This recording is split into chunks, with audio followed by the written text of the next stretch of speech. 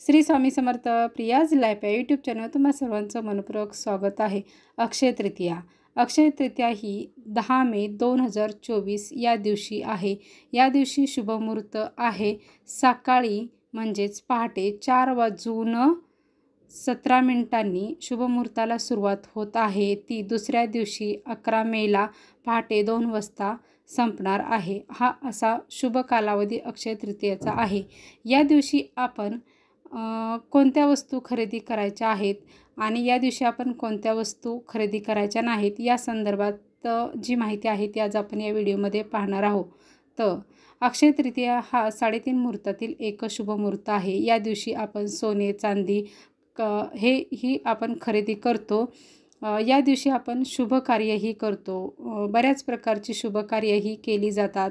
जमिनी घेणं, त्याचबरोबर घर खरेदी करणे, जागा खरेदी करणे, घर बांधणीसाठी सुरुवात करणे, त्याचबरोबर एखाद्या नवीन व्यवसायाची सुरुवात करणे, अशा बऱ्याच प्रकारच्या जी कार्य असतात त्यासाठी आपण या दिवशी जी आहे ती सुरुवात आहे ती आपण करतो। हा एवढा महत्त्वाचा आणि एवढा चांगला हा मुहूर्त आहे। हा 3.5 मुहूर्तातील मुहूर्त मानला जातो। या दिवशी आपल्याला भगवान विष्णूंचीही आणि त्याचबरोबर माता लक्ष्मीचीही पूजा करायची असते। कारण या दिवशी आपल्याला भगवान विष्णूंना आणि माता लक्ष्मीला प्रसन्न करून घ्यायचं असतं। आपल्या घरामध्ये अखंड लक्ष्मीचा वास राहण्यासाठी, लक्ष्मी माता कंटिन्यूली आपल्या घरामध्ये टिकून राहण्यासाठी आपल्याला भगवान विष्णू आणि लक्ष्मी माताची सेवा करायची असते। कारण ज्या ठिकाणी भगवान विष्णू असतात त्या ठिकाणी लक्ष्मी माताही असते म्हणजे असतेच। त्याचबरोबर या दिवशी आपल्याला आपल्या पितरांची आहे तीही पूजा आपल्याला या दिवशी करायची आहे। जर आपण या दिवशी पितरांची बाबा आपले आईवडील आहेत म्हणून आपण या दिवशी पितरांची पूजा नाही करायची असं म्हणून नाही चालत। कारण पितरांची पूजा आपल्याला तीन पिढ्यांचा पितृदोष आहे तो लागतो। आपल्याला जरी पितृदोष जरी नसेल तरी आपण पितृदोष आहे हा म्हणजे लागू नये तो, म्हणून आपण या दिवशी पितरांचीही सेवा करायची असते। या संदर्भात आपण नंतर माहिती पाहूया की या दिवशी आपण कोणती सेवा करायची आहे। आज फक्त आपण कोणकोणत्या वस्तू खरेदी करायच्या आणि कोणत्या वस्तू खरेदी करायच्या नाहीत या संदर्भात आपण माहिती पाहणार आहोत। ज्यांना सोने खरेदी करणं शक्य आहे त्यांनी थोडं का होईना सोनं खरेदी करण्याचा प्रयत्न करावा। याने लक्ष्मी माता आहे ती अखंड आपल्या घरामध्ये वास करते। त्याचबरोबर आपण आपल्या घरामध्ये लक्ष्मीची पाऊलं आहेत ही जर आपल्याकडे जर नसतील, ती म्हणजे पंचधातूची, तांब्याची किंवा चांदीची जर नसतील तर आपण नक्कीच या दिवशी खरेदी करायची आहेत। ती आणून आपण आपल्या घरामध्ये मध्ये आपण त्याची पूजा आहे ती करायची आहे आणि त्याची स्थापना आहे ती आपण आपल्या मुख्य दरवाजाच्या उंबऱ्यावरती आहे ती लावायची आहेत। त्याचबरोबर आपल्या घरामध्ये कुबेर यंत्र, स्त्रीयंत्र जर नसेल तर तेही आपण या दिवशी आणू शकतो। कारण या दिवशी कोणत्याही देवाची मूर्ती, देवासंदर्भात कोणत्याही वस्तू खरेदी करण्यासाठी खूप असा शुभ मुहूर्त आहे आणि खूप चांगला मुहूर्त आहे। म्हणून आपण या दिवशी या वस्तू खरेदी कराव्यात। त्याचबरोबर आपल्या श्रीयंत्रावरती जर आपल्याला कमळगट्ट्याची जी माळ आहे ती माळ जर आपल्याकडे मोठी असेल, 108 मण्यांची जर माळ असेल तर ती श्रीयंत्रावरती ठेवली जात नाही। तुम्ही जर ठेवली असेल तर तुम्ही या दिवशी किंवा आपण अधिकार जरी आणली तरी चालेल आणि फक्त या दिवशी त्याची पूजा केली तरीही चालू शकते। 31 मण्यांची जी कमळगट्ट्याची माळ आहे तीच श्रीयंत्रावरती ठेवली जाते। तर तशा प्रकारचे आपण माळ आहे ती आणायची आहे। त्याचबरोबर कवड्यांचं तोरण आणायचं आणि या दिवशी आपण ते कवड्यांचं तोरण आहे ते लावू शकतो। त्याचबरोबर कवड्याही आणायच्या आहेत या दिवशी। जर आपल्याकडं नसतील तर कवड्या ह्या पिवळ्या प्रकारच्या आणण्याचा शक्यतो करून प्रयत्न करायचा आहे। जर पिवळ्या नसतील तर पांढऱ्या आणल्या तरी चालतील, त्याला आपण हळद लावून पिवळ्या करू शकतो।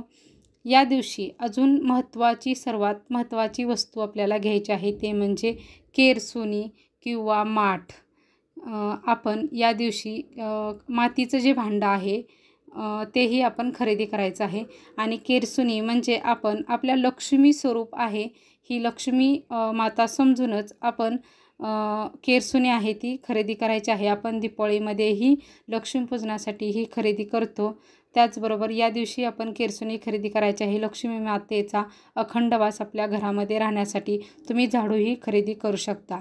मातीचा माठ आहे तोही आपण याच दिवशी हा अधिगर खरेदी करायचा नाही. कर म्हणजे आपल्याला पूजेसाठी कर तर लागतो. तर कर किंवा माठ कोणतीही मातीची वस्तू असू द्या, कोणतीही मातीचं भांडं असू द्या, लाल किंवा काळ्या रंगाचं असलं तरीही चालेल, पण या दिवशी मातीचं भांडं आहे हे आपल्याला खरेदी करायचंच आहे.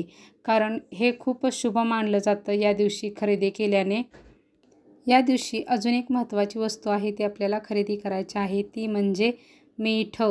मीठ हे आपल्याला खडा मीठ जरी घेतलं तरी चालेल किंवा सौंधं मीठ जे मिळतं तेही मीठ आपण घेतलं तरीही चालू शकतं. या दिवशी मीठ आहे ते आपण थोडं का होईना आणायचं आहे आणि त्याची आपण आपल्या देवघरामध्ये पूजा करायची आहे.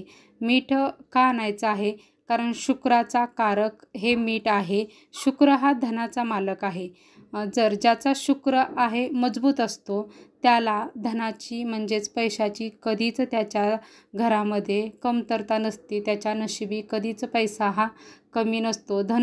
संपत्तीने तो परिपूर्ण असतो. म्हणून आपला शुक्र आहे हा मजबूत करण्यासाठी आपण या दिवशी मीठ आहे, कारण शुक्राचा कारक हा मीठ आहे, म्हणून या दिवशी आपण मीठ आणून त्याची पूजा करायची आहे. कारण या दिवशी आपण कोणतीही वस्तू घेतली, आपण जे काही घेऊ ते चिरकाल टिकलं जातं.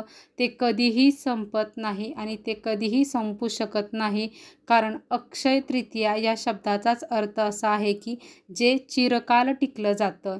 म्हणून या दिवशी आपण जे काही खरेदी करू, जी कोणती वस्तू आपण किंवा देवाची एखादी मूर्ती असो, स्वामींची मूर्ती खरेदी करा, अन्नपूर्णा, लक्ष्मी माता, तुमच्याकडे कोणतीही किंवा गजलक्ष्मी आहेत यांचीही दोन जर मूर्ती तुमच्या देवघरामध्ये नसतील तर त्याही आपण खरेदी करायच्या आहेत. त्या करताना त्यांचा उजवा पाय आहे तो असा पुढं म्हणजे चालत्या स्वरूपात असणारी, स्थिर असणारी अशी गजमूर्ती नाही, असं चालत असलेली आहे ती खरेदी करायची आणि त्या हत्तीची म्हणजे त्या गजलक्ष्मीची जी सोंड आहे ती अशी वरती उचललेली पाहिजे, अशा प्रकारची खरेदी करायची आहे. याने आपल्या घरामध्ये लक्ष्मी माता आहे ती कायमस्वरूपी टिकून राहते. भगवान विष्णूही आपल्या घरामध्ये कायमस्वरूपी टिकून राहतात. ज्यांच्या घरामध्ये जर शंख नसेल दक्षिणवर्ती तर त्यांनी तो शंखही आणायचा आहे, कारण भगवान विष्णूंना अतिशय आणि त्याचबरोबर लक्ष्मी मातेलाही अतिशय प्रमाणात शंख आहे तो प्रिय आहे.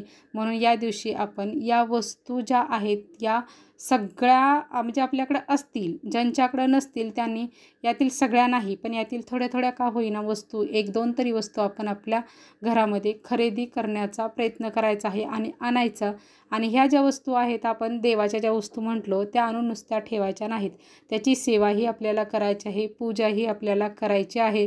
कारण खरंच ह्या ज्या वस्तू आहेत ह्या खरंच खूपच शुभ आहेत आणि यामुळे आपल्या घरामध्ये जी वातावरण आहे ते खूप आनंदी आणि सुख शांती समृद्धीचं होईल आणि माता लक्ष्मी आहे ही आपल्या घरामध्ये कायमस्वरूपी टिकून राहील. या मौल्यवान वस्तू खरेदी केल्याने आपल्याला प्रचंड असा चांगल्या प्रकारचा लाभ आहे तो मिळतो. आपल्याला यातून चांगला फायदा होतो. या दिवशी कोणत्या वस्तू खरेदी करू नये तर या दिवशी आपण चप्पल म्हणजे दरिद्री असते ती आपण या दिवशी खरेदी करायची नाही. आणि ज्या धारदार वस्तू आहेत चाकू, सुरी अशा प्रकारच्या ज्या वस्तू आहेत या दिवशी आपण खरेदी करायच्या नाहीत. या ज्या सर्व वस्तू आहेत या आपण अधिगर जरी खरेदी केल्या, अधिगर म्हणजे अक्षय तृतीयेच्या अगोदर जरी आपण खरेदी केल्या तरीही चालू शकतील. फक्त मातीचा माठ किंवा कर आहे ते आपण फक्त अक्षय तृतीये दिवशीच खरेदी करायचं आहे आणि बाकीच्या ज्या देवाच्या वस्तू आहेत त्या आपण खरेदी करून आपण त्या फक्त त्या दिवशी त्याची पूजा आपण आहे ती करायची आहे, अधिगर आणून आपल्या घरामध्ये ठेवायच्या आहे. अशा प्रकारे आपण अक्षय तृतीया दिवशी आपण या वस्तू खरेदी करायच्या आहेत. श्री स्वामी समर्थ.